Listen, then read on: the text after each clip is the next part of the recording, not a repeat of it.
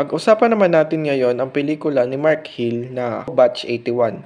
Ang pelikulang ito ay mayroong genre na psychological drama na ipinalabas noong 1982. Ang pelikulang ito ay umikot sa buhay ni Sid Lucero na ginampanan ni Mark Hill. So, siya ay gusto niyang sumali sa fraternity na ako na nangangahulugang Alpha Kappa Omega.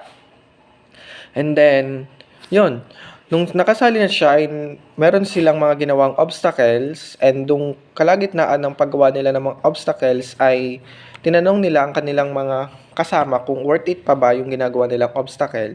And then napag-isipan nila na ituloy na lang and eventually naging leader sila at nagustuhan na nila yung power na nakakamta nila. Kaya ginawa na lang din nila yung mga ginagawa sa kanila ng master nila. Tama, master! Mali! Aso, nangangagat din.